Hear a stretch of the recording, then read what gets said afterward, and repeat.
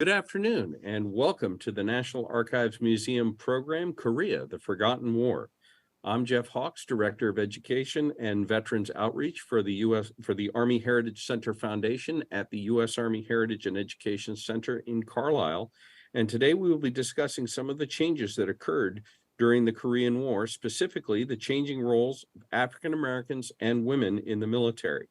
Our presenters are Dr. Michael Lynch of the U.S. Army War College faculty and Ms. Britta Granrud of the Military Women's Memorial. Thank you for joining us for today's program. We will begin with Dr. Lynch.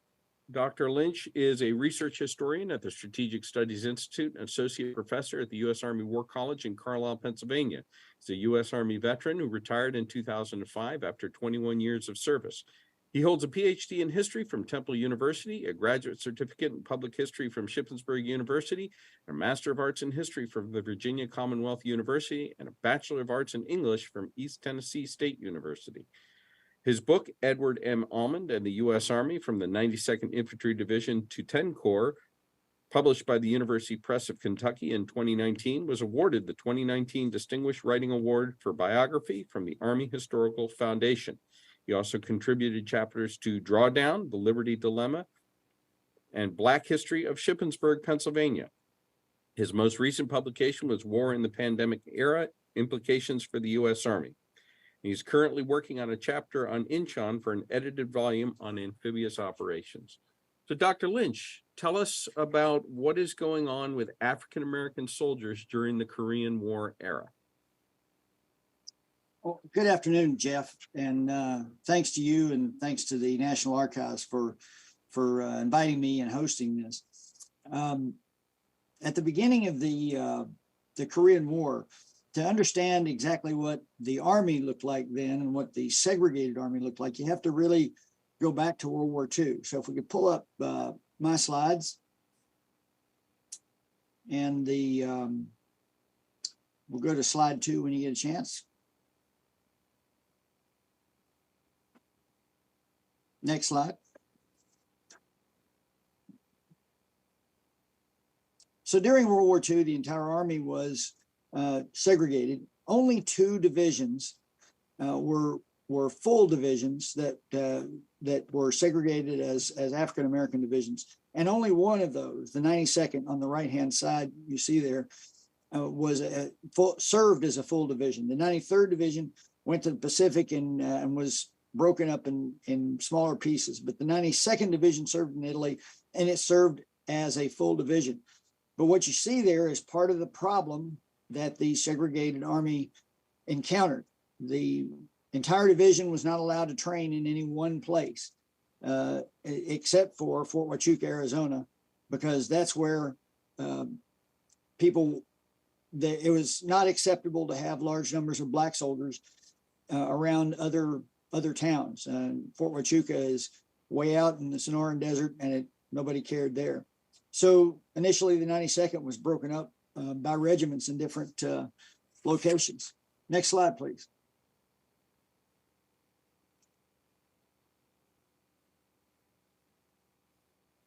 Next slide. So the problem that all of the units in World War II experienced was carried over to the Korean War, and that was that the soldier scores on the Army General Classification Test, especially for those who went into the infantry, was typically lower than their counterparts in white units. So you see the expected distribution is in yellow. That's what it was in green with sort of a bell curve. But what the 92nd experience was actually much more toward the right end of the curve. So more soldiers had lower scores on their qualification tests than did a similar number of white soldiers. That continued through Korea as well. Next slide, please. The 92nd Division failed in February of 1945 fairly significantly in northern Italy, and because of that, it was reorganized. And at the end of that reorganization, it became the most integrated division in the Army. Prior to the reorganization, it had 4 black regiments, one of which was added during the once it got to Italy, and the other 3 were its 3 base regiments.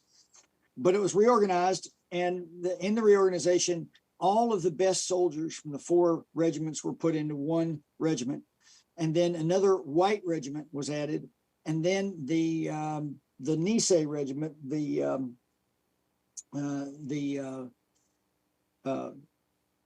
was added. They actually pulled out of France and added to the division, which made the 92nd Division have 1 black regiment, 1 white regiment, and 1 Nice regiment.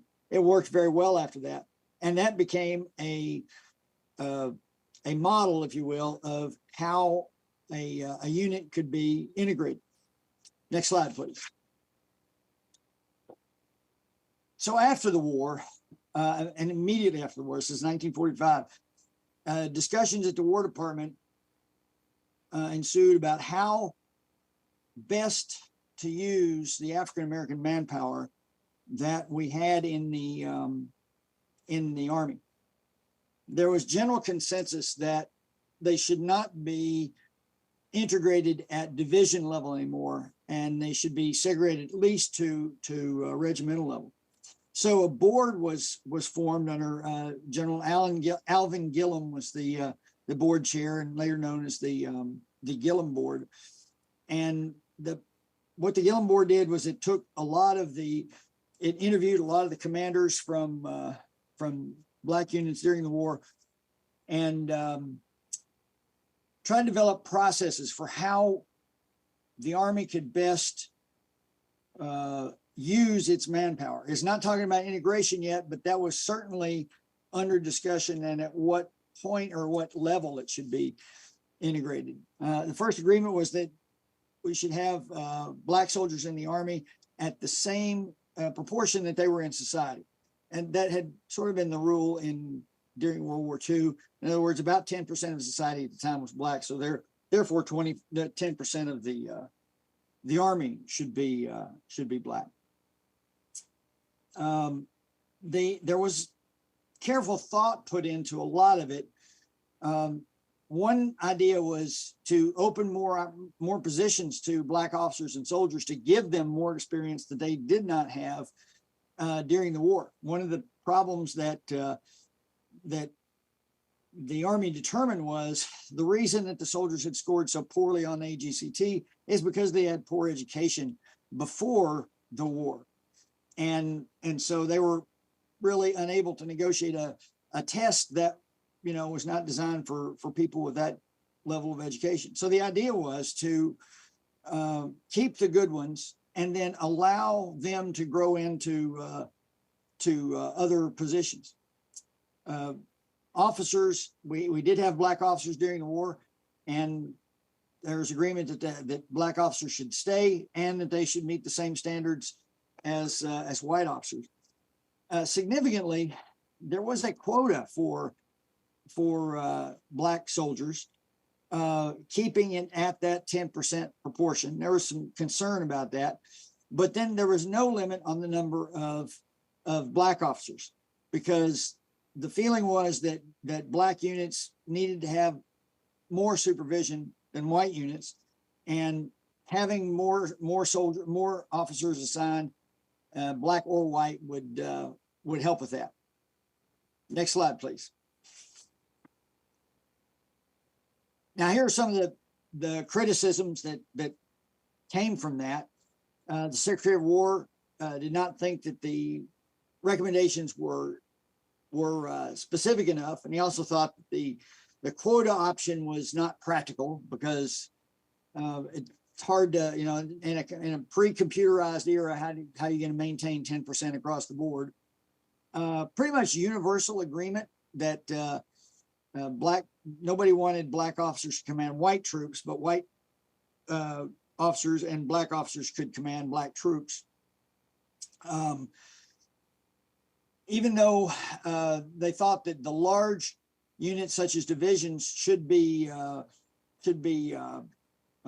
segregated or composite, the Army Air Force disagreed with that, and they didn't want to have any sort of desegregation. And most everybody thought that only the smaller units, smaller black units such as maintenance units, et cetera, should be assigned to the larger white units.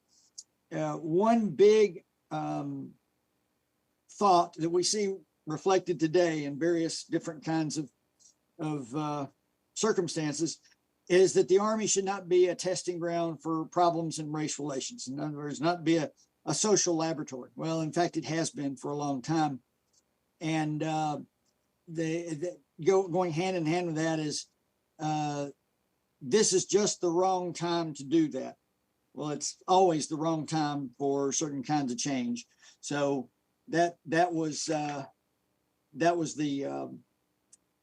main criticism. Next slide. So when the war began in June 1950, this is what the Army looked like, and specifically the Army in the Pacific on the left-hand side. First of all, regimental structure, the Army had been stripped from 12.2 million in uniform, I think, in all services at the end of World War II to a little over 1 million. And so each of the regiments in the Army had one battalion inactive. Its tank company was inactive, and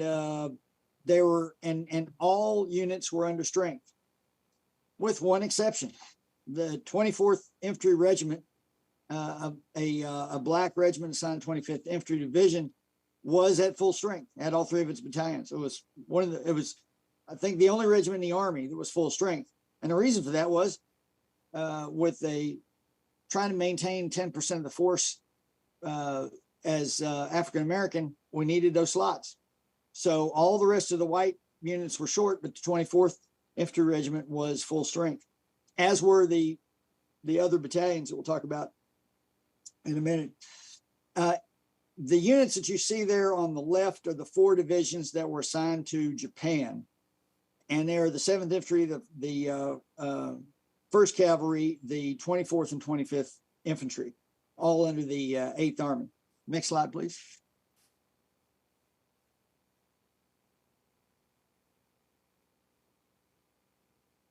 Next slide. All right, this just shows a little bit more about the organization, and just to show that all the way down to the Army's base structure, it was short when the war started, with the exception of the black units. Next slide.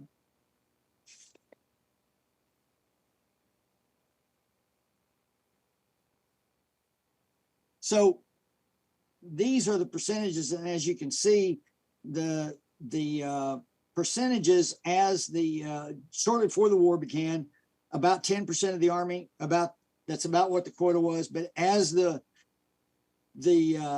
war ramped up, those percentages started to grow higher.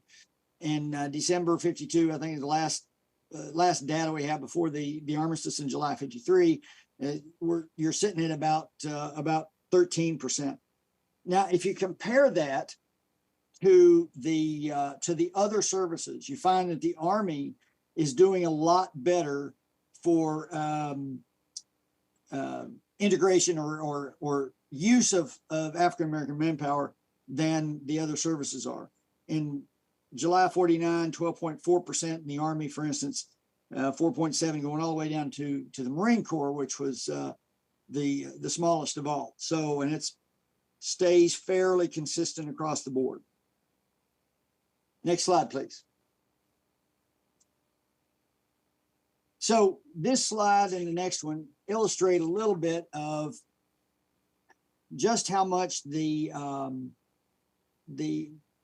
percentages raised, or what the strength of each of the services was. This particular one is Navy, and the important thing here is, if you look down through there, you see the large strength, but you also find that primarily they're concentrated in the in the stewards branch. So these are the stewards that are serving in the officers' messes.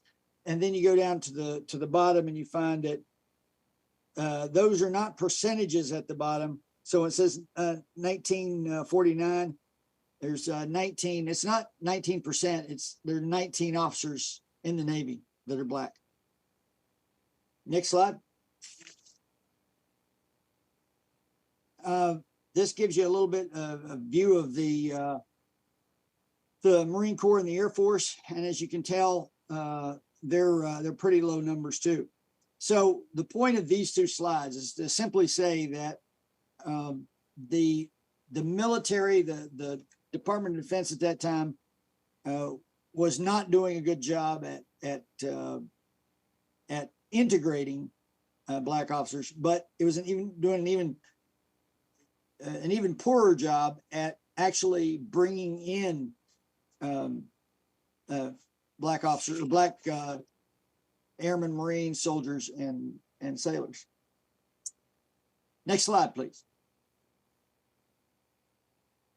Okay, getting to Korea at the beginning of the war, these are the units that are Black units during or before and during the war. As I mentioned, the 24th Infantry Regiment out of the 25th Infantry Division, and then the 3rd Battalion, 9th Regiment, and it was in the 2nd Infantry Division. 3rd Battalion, 15th was in the 3rd Infantry Division Regiment. Yeah, 3rd Infantry Division, and then the separate artillery and tank battalions there were. They were separates, and then they were later assigned to other units. Now, at the bottom, I've included the 65th Infantry Regiment. It is an interesting organization because we had a different kind of segregation that we hadn't really talked about. The 65th Infantry Regiment was an active unit at the time. It's National Guard now, but it was made up of Puerto Ricans, and it was specifically for Puerto Rico. It's Puerto Rico National Guard now, but it was a regular Army unit in 1950. And it was maintained separately for the Puerto Ricans, and the Puerto Ricans preferred it that way. They actually had their own separate resupply or replenishment cycle that brought more more people in. So they supplied their own replacements. Next slide, please. Now, this is to sort of give you an idea of how the structure was when the war began. This is the 24th Infantry Regiment, and you see that it's all of its maneuver units were African American. It failed pretty badly in combat also, and that is really what drove the desegregation of the Army in Korea. The regiment performed poorly as a regiment. One of the things that had been discovered in World War II was that the units that depended on technical expertise generally performed well. They had what they needed. So the artillery and engineers performed pretty well. It was those in the infantry where, again, the AGCT scores were lower. They didn't need to be as good or as technically proficient, and therefore they became difficult to manage in combat because they, by failed, I mean ran off the battlefield in some cases. So after this failure, the move to begin to integrate units began, I think, late 1950, early 1951, and I'm sorry, 51, 52. The idea was that just like the division had been proven to be too big during World War II, maybe the regiment is too big to be integrated in the Korean War. So the 24th Infantry Regiment was broken up, and these soldiers were out salted around in other units. that actually worked pretty well, because what most leaders recognized during both World War II and Korea was that there were outstanding performances by Black soldiers. There's no doubt about that. Individual Black soldiers. The problem came in groups and larger units. The variety of reasons for that, some of which apply to white units as well.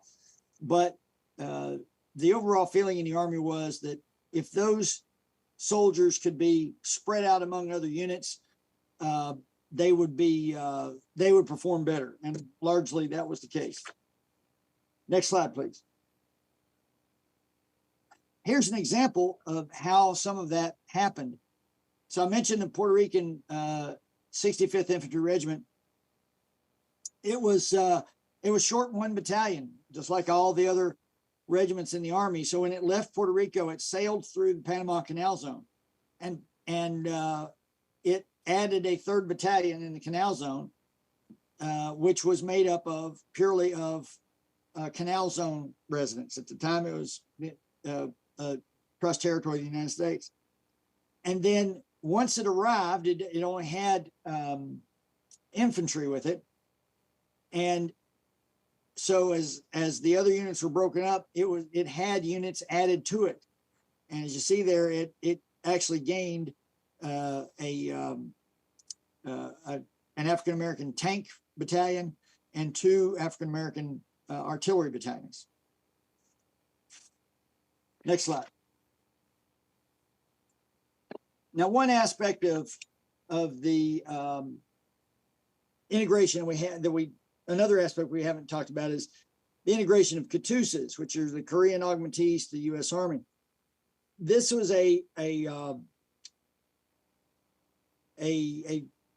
sort of an extreme measure taken in order to fill up the units in Japan that were already well short of their wartime strengths, just because the Army had stripped itself down so far.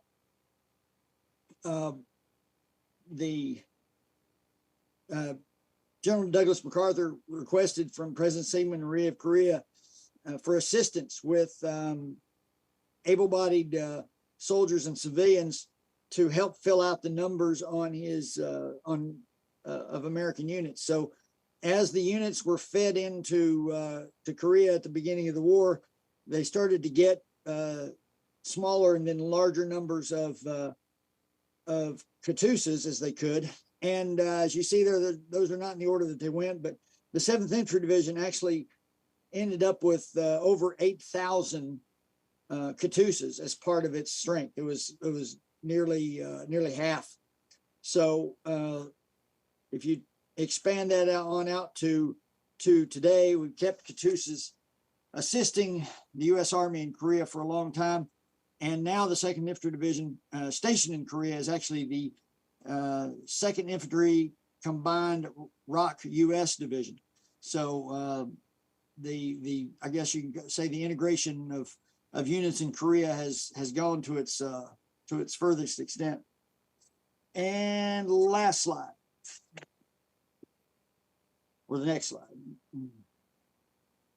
So this just shows a little bit about what the 24th Infantry Division, or the Black units were how they were compared to other regiments. These are the 3 regiments of the 25th Infantry Division.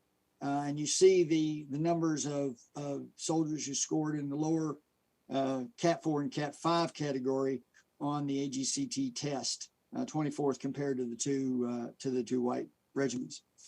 And Jeff, I will pause there. Okay, thank you very much. Tremendous. Thank you. All right, we are going to move on to Ms. Britta Granrud. She is a proud Army brat and a graduate of Mary Washington College who has lived all over the world. She is the Director of Collections of the Military Women's Memorial Foundation Collection.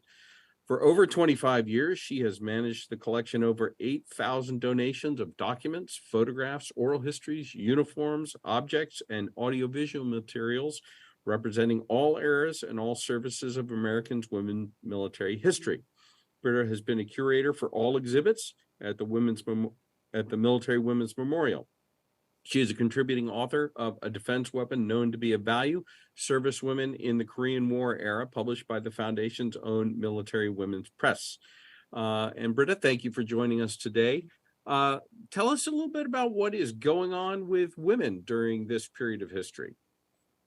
Thank you, and I am delighted to be with you today to talk about service women during the Korean War. Almost 5 years after World War II, the United States found itself in a war for which it was unprepared. The military had been downsized and they needed to draft and recruit manpower. And just as they had in World War II, they turned to American women to fill the need. Next slide, please.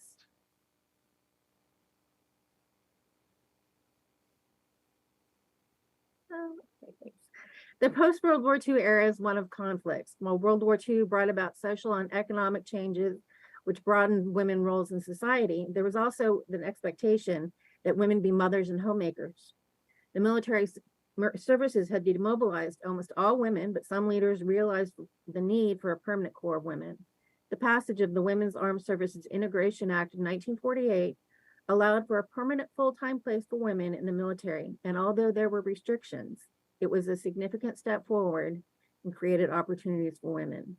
Women did not want to serve, though. They looked forward to normalcy after war. They had minor children or dependent parents. They were expected to stay in the home.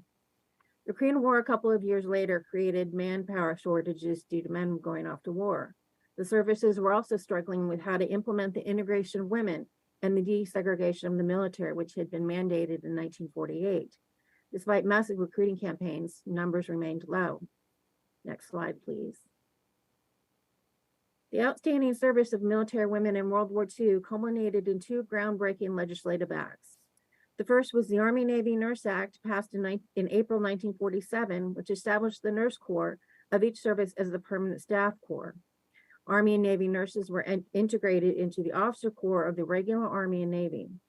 The Women's Medical Specialist Corps was also established by this act, at last providing permanent and professional recognition to the dietitians and physical and occupational therapists who served with the U.S. military since World War I. Achieving regular status in the non-medical services did not come easily. The initial bill quickly passed the Senate, but was defeated in the House.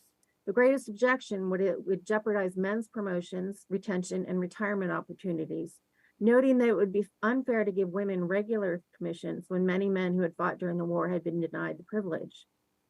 The act passed Congress on June 2nd and signed by President Truman on June 12th.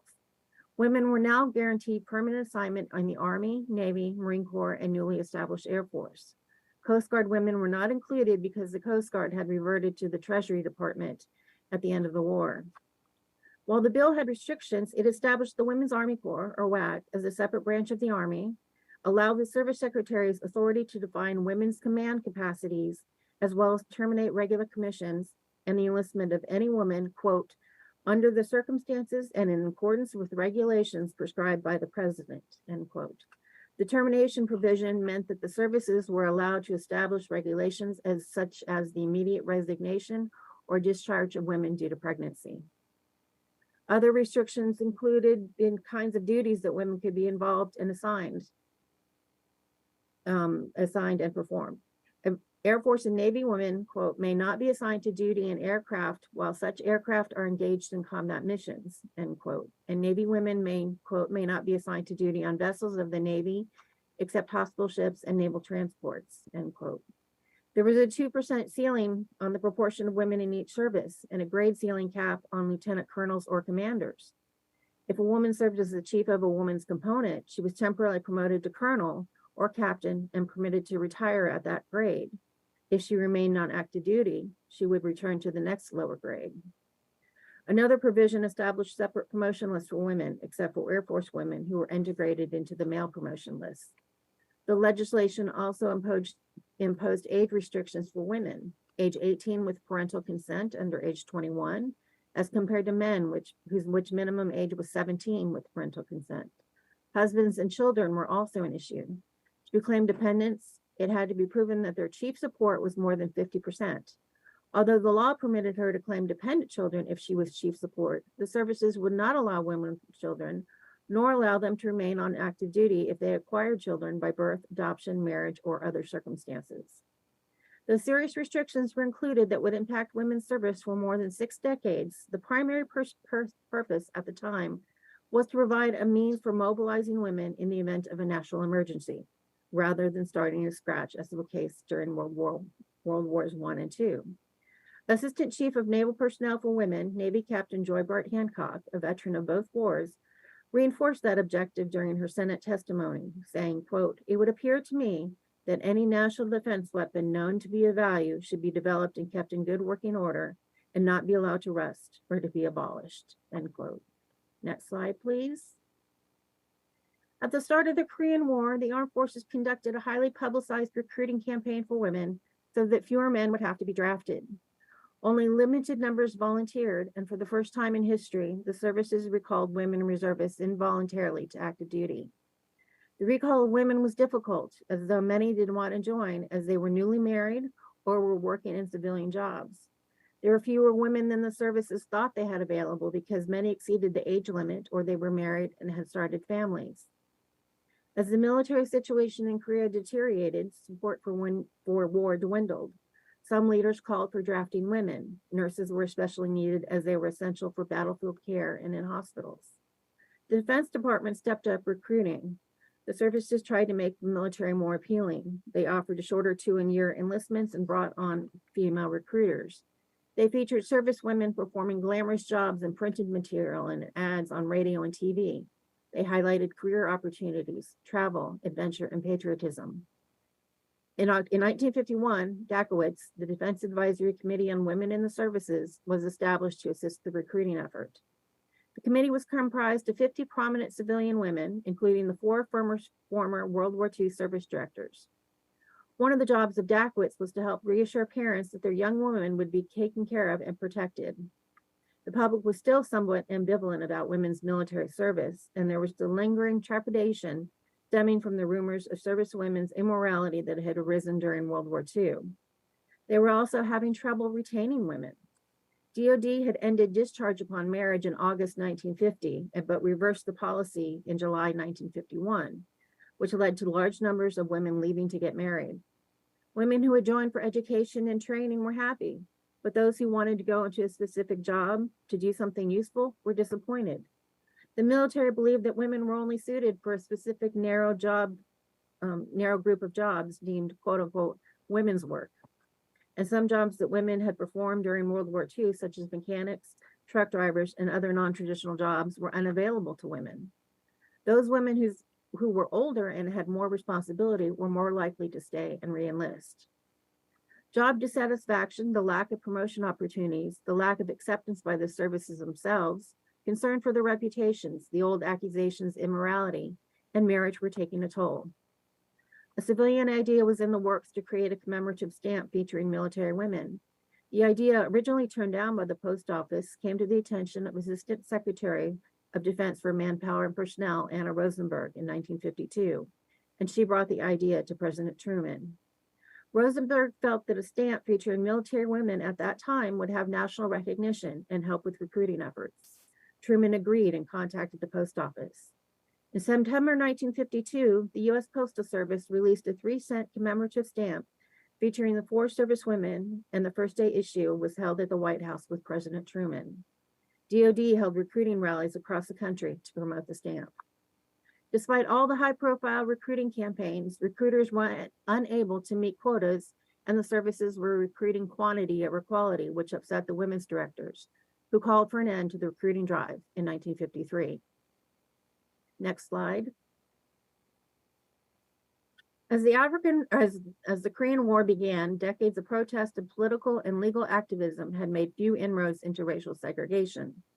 The inequities of the separate but equal doctrine of the 1896 Plessy v. Ferguson Supreme Court decision still shaped public policy, race relations, and white attitudes in most of America. African American women who volunteered during this period faced dual barriers of gender and race to serve their country and to test the new policies. Navy women already served in desegregated assignments, but their numbers were small.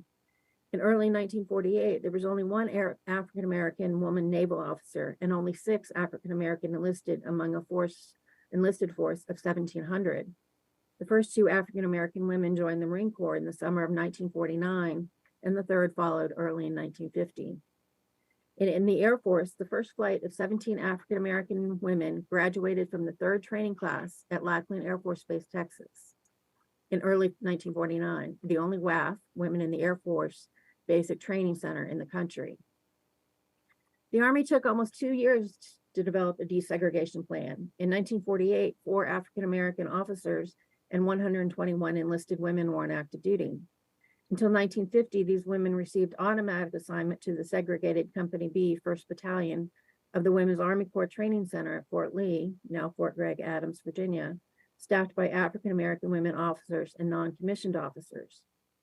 Officer candidate school and specialist training were integrated, but most African Americans faced Army careers in segregated work assignments, housing, eating arrangements, and social settings after training. In 1950, Army policy officially desegregated the service. Because they were few, African American women serving during the Korean War era were usually among the first to train, command, work, and live in desegregated settings. Most were stationed in Europe, Japan, and the United States. A handful of African American nurses served in Korea, treating American and United Nations soldiers and POWs and training Korean and Chinese nurses. African American service women shared the experiences of all military personnel, but as women of color, their experiences differed from both their Black male and white female counterparts. Next slide, please. The military women who served in the combat theater proved once again how essential military nurses are in war. Approximately 1,750 nurses and medical specialists, such as physical therapists and dietitians, served in the Korean theater. Army nurses and medical specialists served in MASH, Mobile Army Surgical Hospital units, close to the front lines, and in field evacuation and station hospitals. MASH units moved often, and the tents were out in the field under harsh conditions, particularly in the winter. Supplies were short, water scarce, and there was little wood, so they used portable coal stoves, and electricity was provided by portable generators. The large number of casualties overwhelmed hospitals, and there was often not enough nurses. The fluid front lines meant that nurses came under enemy fire. Convoys and hospital trains were attacked, and enemy aircraft bombed and strafed Army hospitals. The nurses often found themselves close to the front lines, like the nurses of World Wars I and II did as well. Next slide. When the 13 nurses of the 1st MASH were en route with the 7th Infantry Division from Incheon to Pusan on October 9th, 1950, the convoy was attacked. For some 12 hours, the nurses were trapped in a ditch, caring for 6 critically wounded men as gunfire rang out over their heads. Chief Nurse Eunice Coleman wrote home to her family, quote, "The nurses spent the remainder of the night in a ditch. The whole sky was lit up by gunfire and burning vehicles. About sunup, we got up and started treating the wounded, who by this time were coming in pretty fast. All that day until 1500, we worked on the roadside, operating, treating for shock, and putting the wounded in ambulances for care. We lost 8 men and quite a number of supplies and vehicles. When all was clear, the convoy started again and arrived at Pusan by midnight. After the ambush, the 13 nurses of the unit started calling themselves the Lucky 13. Next slide. The Air Force Nurse Corps had only been in existence for a year when the war started in 1950. There was a severe shortage of trained flight nurses throughout the war, and some were assigned evacuation duty, although they did not have flight training. The nurses served aboard flights from Korea to Japan, Japan to Guam, Midway, Hawaii, and the United States. They also served at Air Force hospitals in California and San Antonio, Texas. Flight nurses were responsible for dispensing medication and keeping patients stable and comfortable during crowded and cold flights. 3 flight nurses were killed in plane crashes. Next slide, please. Flight nurse Janice Vegan Britton had already served 1 tour of duty by the time the Korean War broke out. She then taught flight nursing stateside and was assigned to special maneuvers in Alaska before returning to the combat theater. She recalls flight nursing in the combat zone demanding and dangerous, and that sometimes accidents happened, such as the time the plane she was traveling on ran out of gas on the runway. Working on the ground could also be dangerous. She remembers loading a group of Korean orphans as this enemy hovered nearby and warming sea rations in a burning supply depot to the sound of enemy guns and mortars.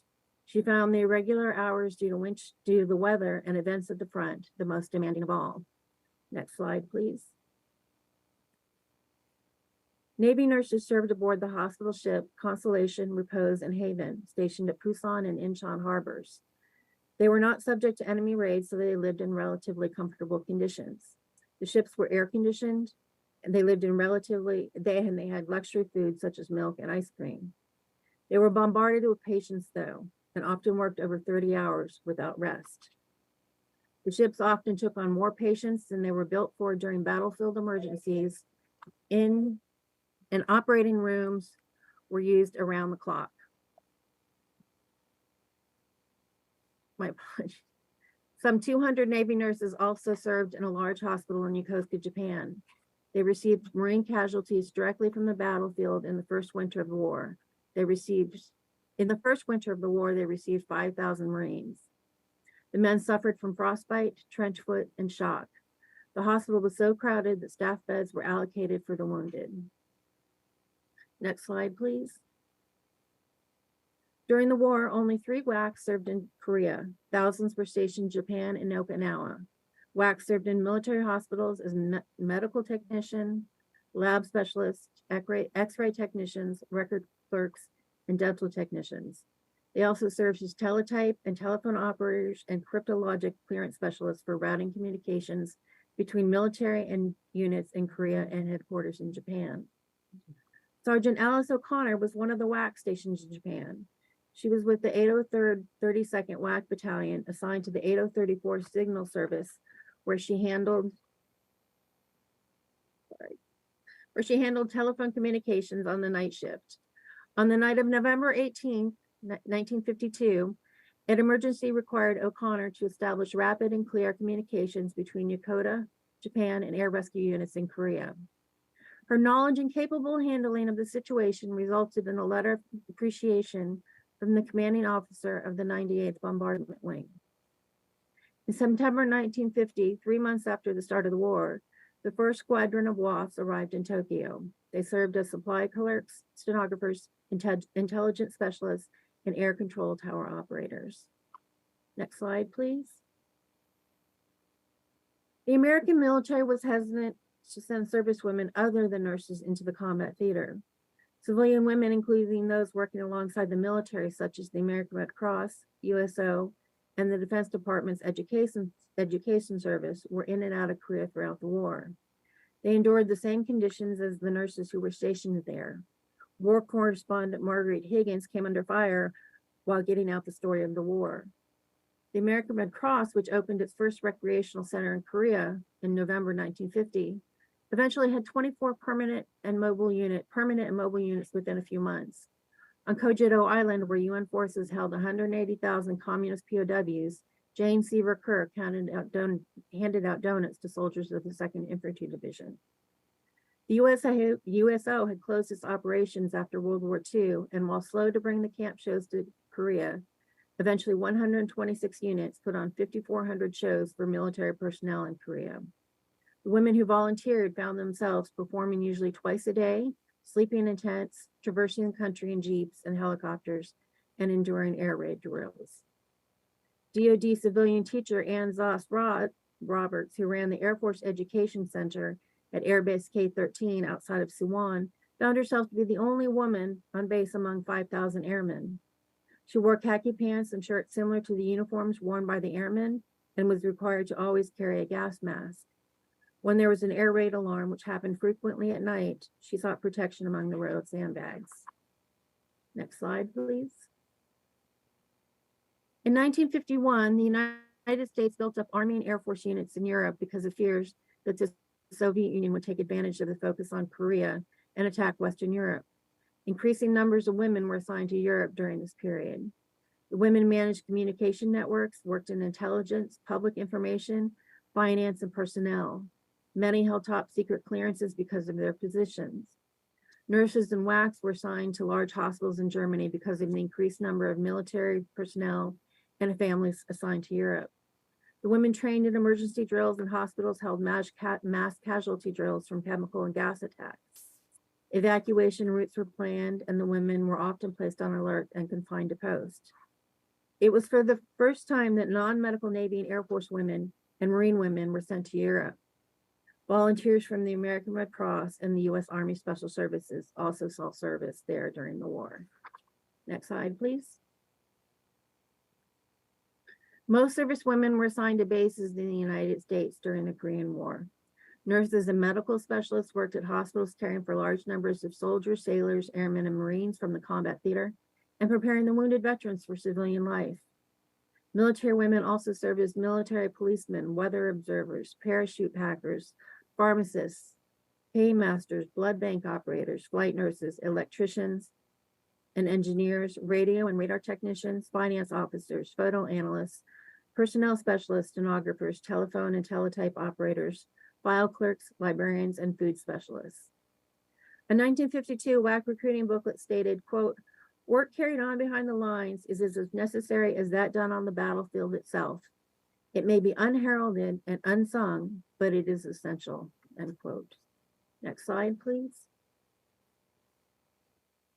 About 50,000 women served in the military during the Korean War, which was less than 2% of the total force. Despite Cold War tensions around the world, the military was demobilizing.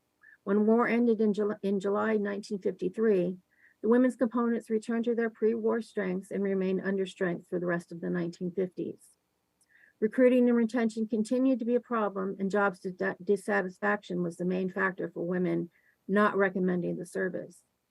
During World War II, women had been willing to put up with dead-end jobs, malicious gossip about women in uniform, and less than ideal conditions for the greater good.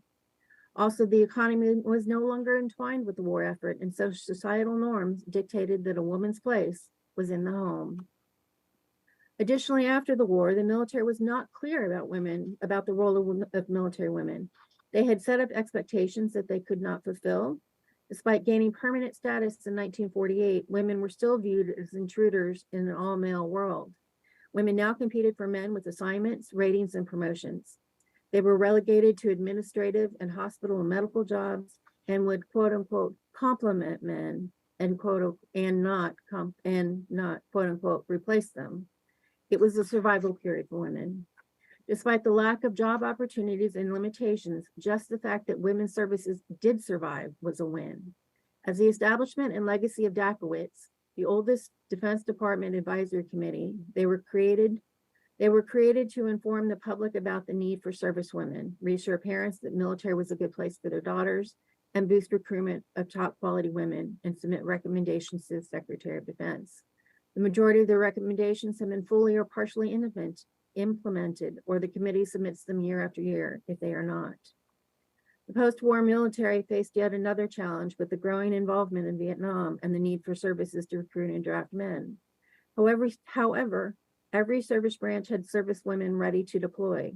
While each generation of military women would have to prove themselves and face new equality battles, the services would never again have to start from scratch, as the director of the Women's Army Corps, Mary Halloran, stated in 1948 when she said, quote, "It would be tragic if in another emergency, a new generation had to start from scratch, had to duplicate effort, make the same mistakes. It would be foolhardy to wait for another war to find out how and when women could best be used for national defense.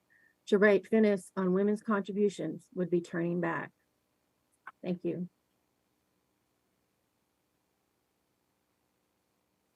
Oh, thank you very much for that. So we do have a few questions, and I think that one to start off with is there was a common theme in both of your commentaries about the emergency in Korea, and also common references to troop strength.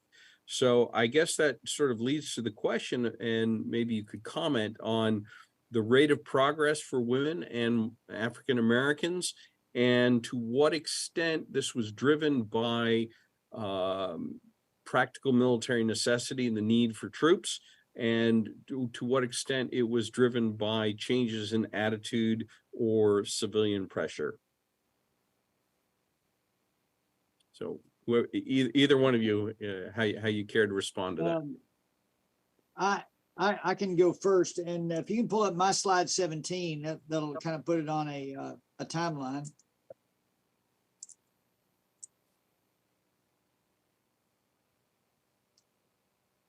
It may take a second to get up there, but so certainly let's talk about the military necessity. One thing that you can look at from a couple of different ways is we needed a lot of troops in Korea in a hurry, but we also needed a lot of troops in Europe because we thought that the greater threat, even though we were at war in Korea, we still thought that the greater threat was in against the Soviet Union and Europe.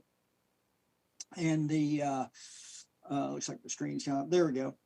And the part of the problem that segregation caused is having separate but equal, and I'm putting air quotes in there, facilities, which they absolutely weren't equal, but they were separate.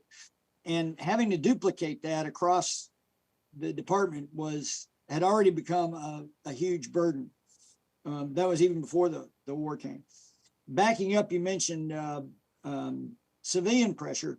Of course, in 1948, President Truman had issued Executive Order 9918 to desegregate the military. That came as a result of the Gillum Board, which looked primarily at the Army and the Air Corps at that time.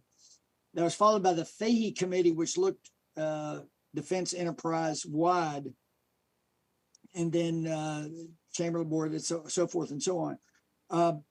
But the combat failure is really what drove the train for getting the military to understand that, yes, we need to do this. The belief on the part of the military was that large black units were failing, and therefore we needed to remove the large black units, not the soldiers themselves, put them out in other units and allow the other units to succeed.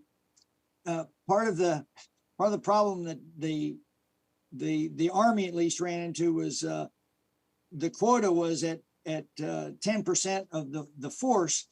As we're scrambling to send soldiers to Korea and other places, that percentage actually went up. As you saw on one of my slides, it actually went up because more black soldiers were getting there than white soldiers initially. I might add that there were also political considerations that when National Guard units out of California were activated for duty in Korea, General Ridgway integrated them, and that they're concerned that was going to cause some problems back in the States, but they waited till they got to Korea to integrate them for that reason. But that was certainly part of the calculus. I'm not sure that there was a widespread hue and cry in the white civilian community to desegregate. There certainly was in some parts of the white community and and of course the black community, but still the tone, and Britta mentioned it, the world was governed by Plessy v. Ferguson, and it's what everybody had lived with for most of their adult lives. And so until Brown v. Board of Education, there's no overarching push to fully desegregate. By that time, the Army had pretty much desegregated anyway for other reasons. Right. Britta, how about with the women? I'm sorry, can you repeat? Sure. Can you just So repeat it for me? where was the bulk of the pressure coming from? You mentioned the need for the troop strength issue, the need for manpower. Mhm. But what was the role of public opinion, changing attitudes, political pressure, et cetera? Well, the military needed them. They were sending men to war, and just as free man to fight, had been kind of the rallying cry for so many years. I mean, going back to World War One, and so they needed to find a group of people to, to perform these essential jobs, and so there was certainly the military was pressuring them, was putting a lot of pressure, but the problem was, I think the military, they were hesitant to bring on women, except put them into, quote unquote, women's work and administrative jobs and things like that, and jobs that women could do better.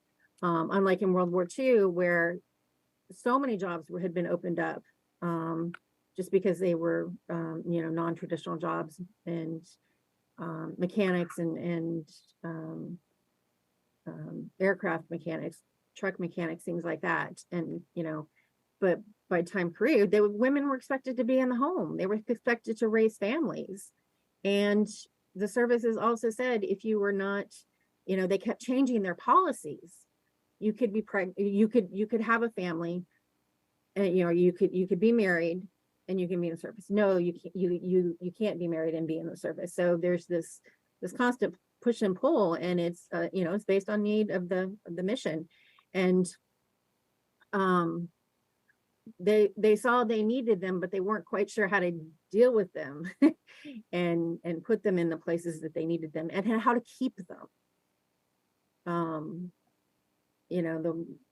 The job, while there was the Integration Act opened a lot of doors for them, there were a lot shut, and they couldn't, they were having a hard time opening them. Britta, I can give you an example using one of your examples of how that worked.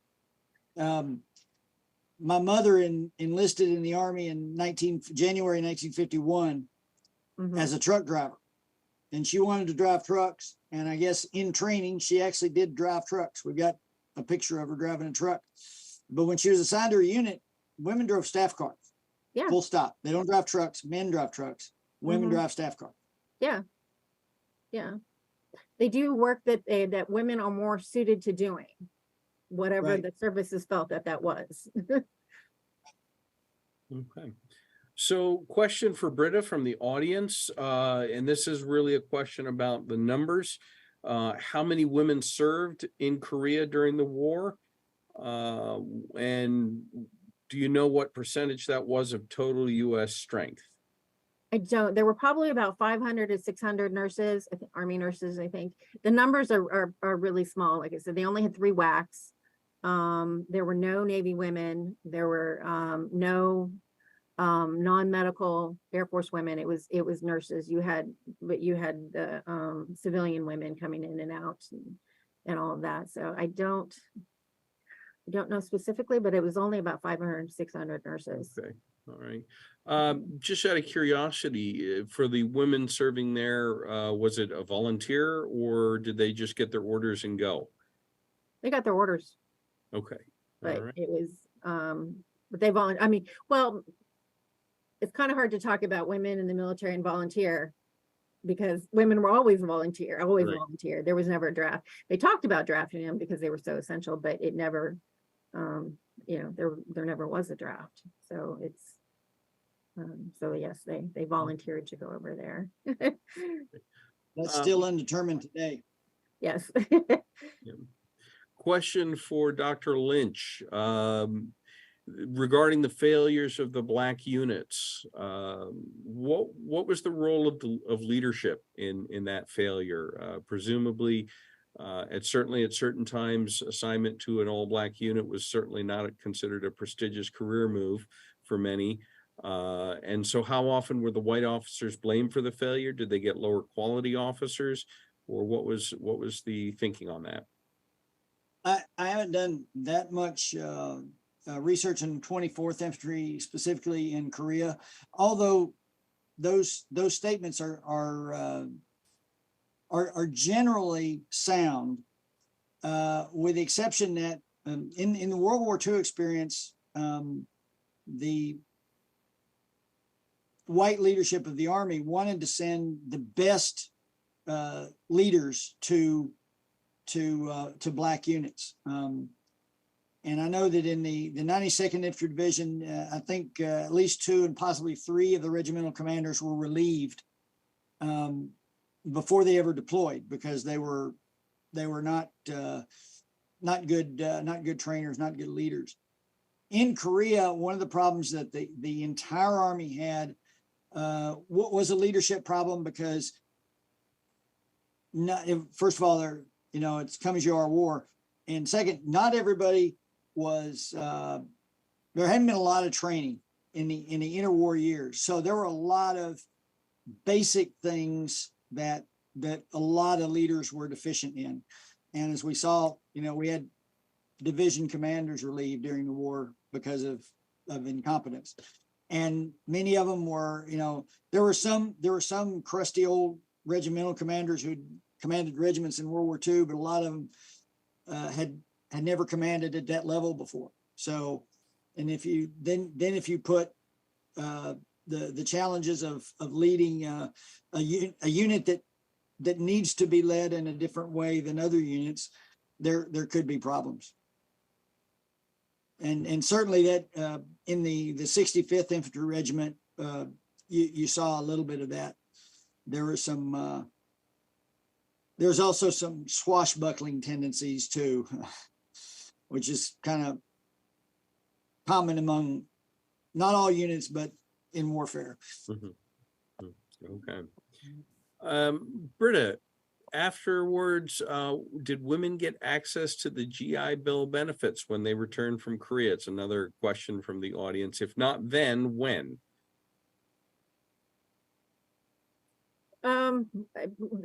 They got them after World War II. So yes, I'm not extremely versed on those benefits, but yeah, I mean, they did after World War II, and that's how a lot of women ended up going into school and higher jobs and higher paying and into the workforce and jobs, and not wanting to give these jobs up once once Korea came about. Mm-hmm.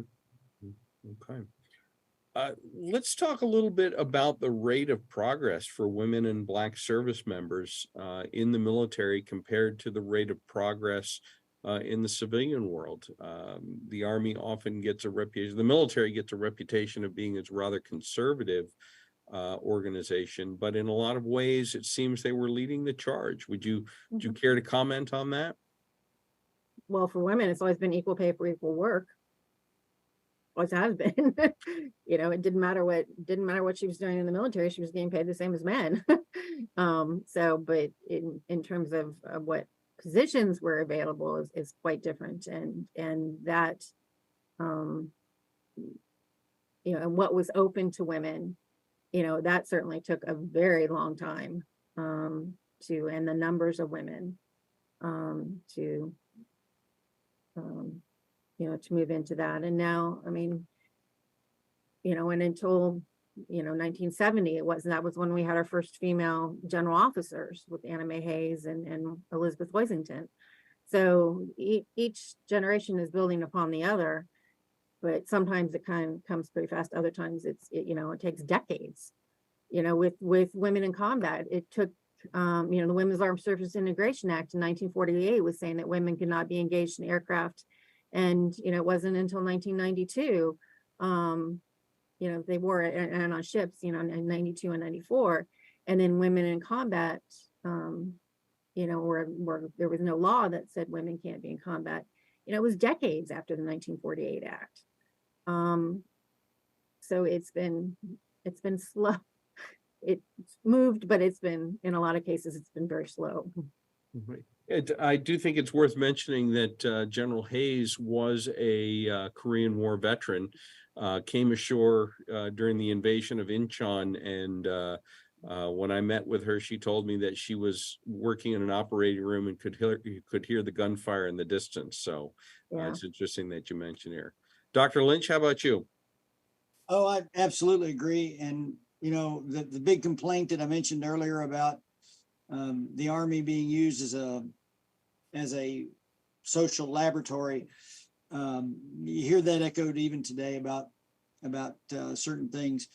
And I think the reason that the Army, and I say Army and military in general, is can and should be used that way is because at some point, the military just says, okay, we're done fighting against this. This is the mission. We're going to execute the mission.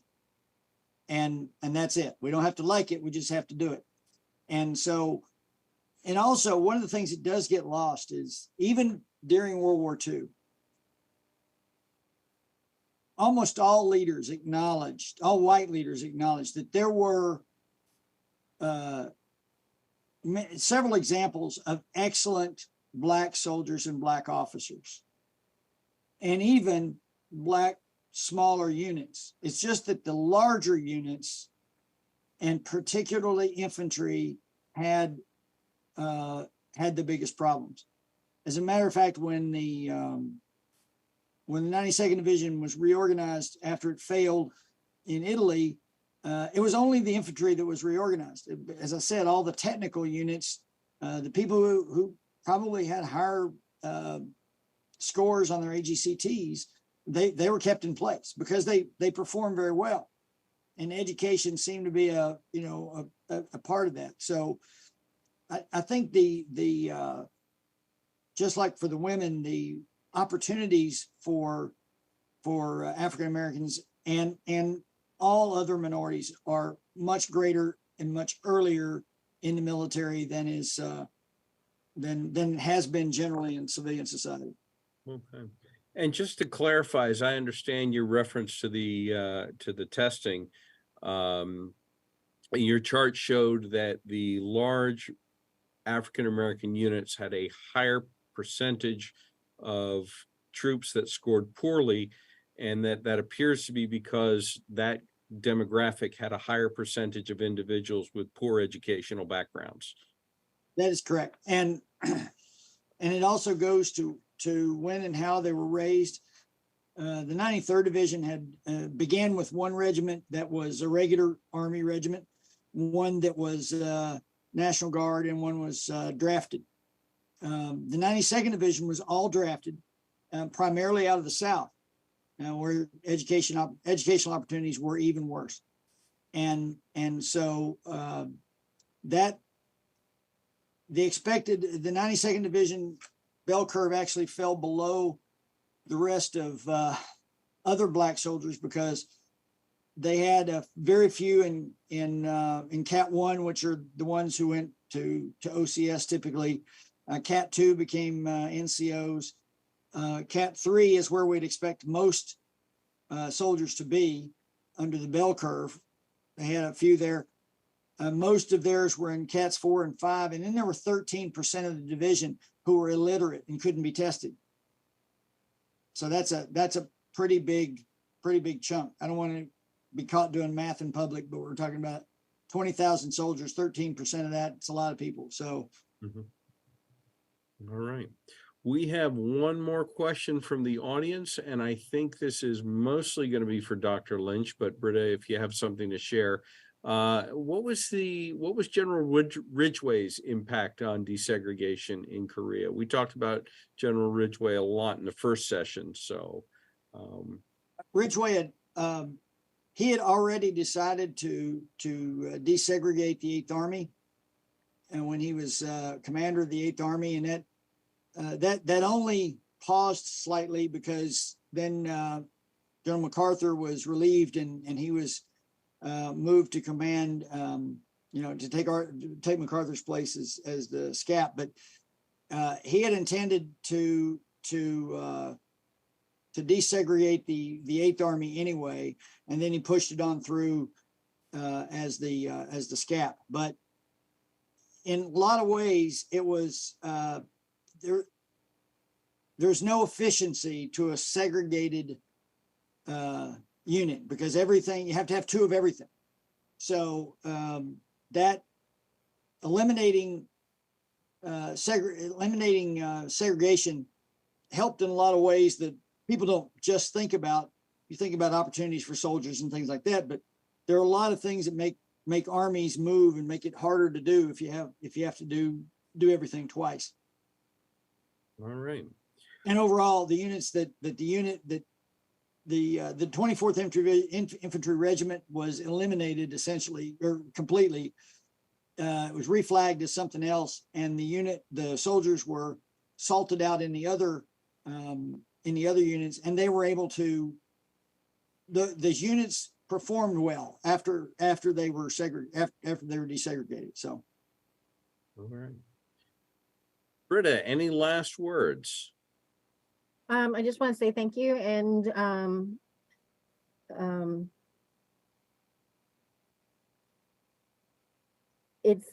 We do have one last question Yeah. that I think would feed into that. So okay. Thank you. suggestions on how to better educate folks about the Korean War and what final lessons should be taken from that history. So whoever wants to go first.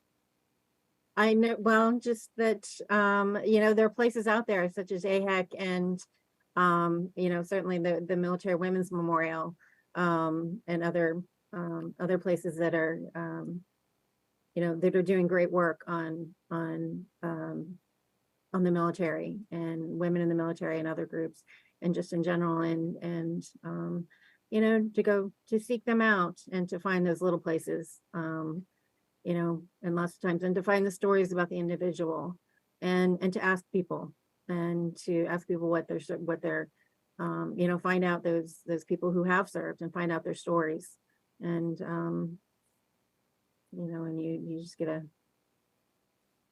I couldn't have said it better, Britta. Go find those people. Your grandfather, who you haven't asked about his service yet.